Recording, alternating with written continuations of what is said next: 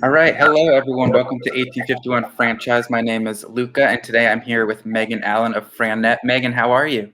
I am wonderful, Luca. So excited for it to be summer and can't wait for a great summer overall. Helping lots of people look Yeah, at franchise opportunities. same. Well, thank you so much for taking the time to chat today. Maybe a good way to start would be, could you just give everybody a quick intro on you and your background? Sure, yeah. I've been in franchising for 30 years. Yes, I am totally fine saying that. And I started my career as a supplier. I worked for American Express, and I was fortunate enough to help Holiday Inn owners. So I was in hospitality. I also had an opportunity to work with McDonald's in their treasury department. Loved it. Went to Hamburger University in Chicago. It was wonderful. And also International Dairy Queen, where they started adding the grill and chills. So that was a really fun part of my career in the early days of my franchise career. And after American Express sold that division, I went and was one of the first non-family members Heidi Ganal hired at Camp Bow Wow. Camp Bow Wow is a Colorado born and bred franchise. There were 6 units at the time. We got on the cover of AOL, which was a huge deal because it'd be like Google today. And we got 1,000 leads, a little bit over 1,000 leads, and we hit the ground running and started opening Camp Out. And gosh, I'm really proud to say that VCA, the largest veterinarian chain, purchased Camp Out in 2014. I started working with franchisors, did a lot of fractional development work for different brands, and then last year I purchased the FranNet of Colorado territory because I realized I actually really wanted to help the people going into the franchise and not just the franchisor. So that's kind of my high level career. Yeah, great. That's a great story. I love that. So yeah, over the past, year since you've been a broker, what would you say has made you successful as a franchise broker? I think the level of understanding I have of franchising, right? So having so many stories and so many ways to connect with people, being able to explain franchise law and why it exists is a big part of my job because you've got people that have not been in franchising for 30 years. So I love coaching people into becoming a business minded person instead of working their job. I love that transition work that I do with my clients. I definitely spend a lot of time making sure they go in knowing about the best practices and what questions to ask, how to work with other franchisees during validation.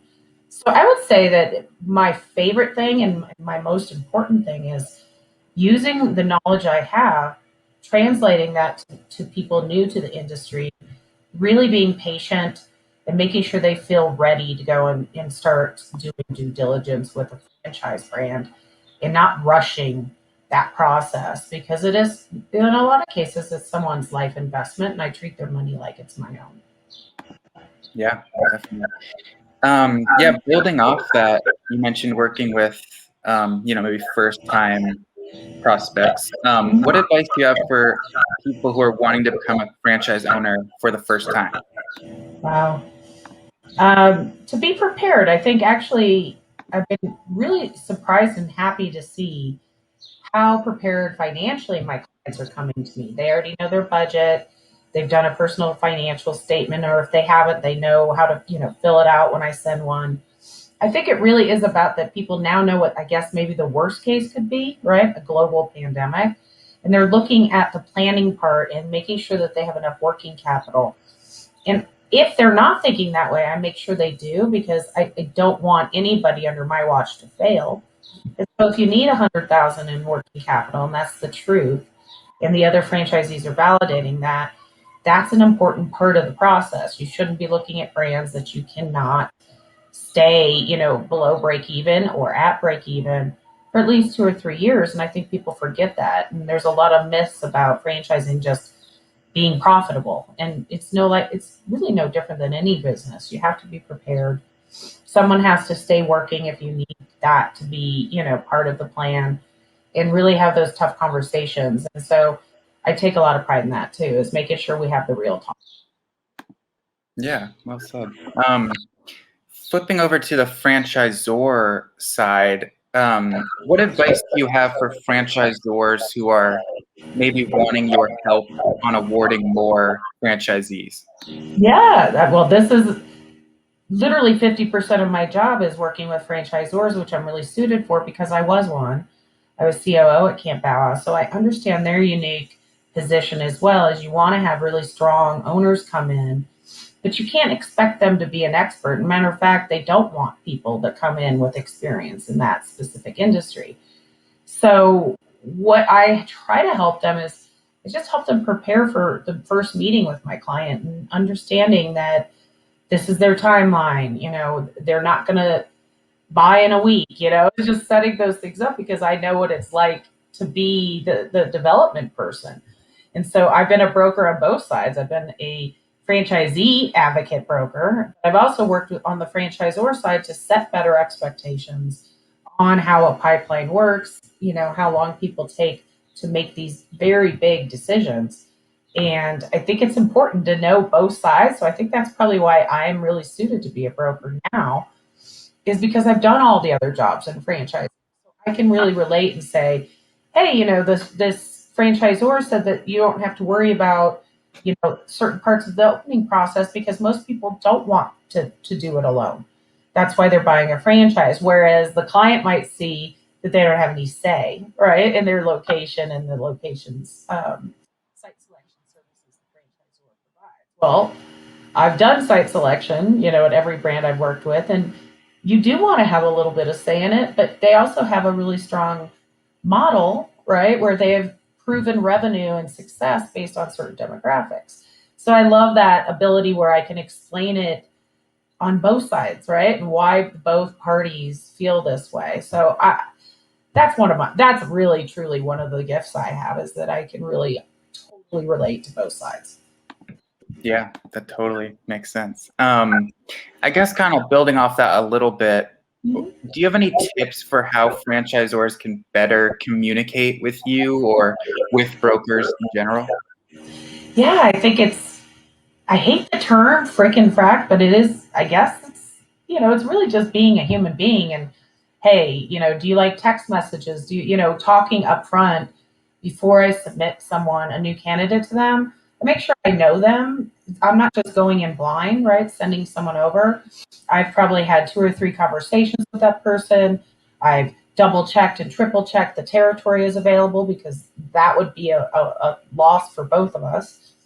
And most importantly, hey, what's a reasonable thing? We should probably get together, at least text message each other, quick updates, and then coming up with these processes. Do you want to do a half an hour, check-in call at a certain time so that we can all stay on track? Because I'm doing those calls with the client, so then I can schedule that call after that call. So I guess it's really communication, but there's some emotional intelligence there as well, where you can say, hey, my client's kids just got out of school for summer, and she mentioned that they had a bunch of camps that she was lined up, so she's going to be driving them around. So she's probably not going to get her usual hour call with you this week, and it's not to speak for them. It's just to save my clients from having to communicate too, right? So my goal is just to over communicate, always be upfront and be honest. Yeah, that's pretty cool. The last question we have here, overall, what would you say winning looks like for you as a franchise broker? Wow.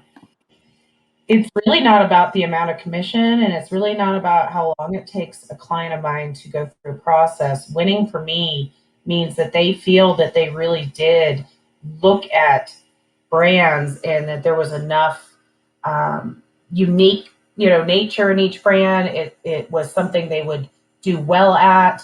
I think that is the most challenging, but for me, it's really rewarding when you go through 300 brands and you're able to narrow it down to 10, and then you're able to narrow it down to 2, and the client says to you, wow, you really do understand who I am and what something I would want, without them having to go over the top and spend more time with me. My goal is to really pay attention to what they say write it down, look at it, go through the opportunities, call the franchise development group. Sometimes that includes even talking to a founder if I need clarification. So I think it's all that prep work, right? And then just being so consistent with the quality of the brands that I provide to my clients. Great. Well said. Well, that was all of my questions. Well, thank you so much, Megan, for chatting with us today. I appreciate you taking the time. Thanks, Luca. It was great. Thank you. I appreciate it.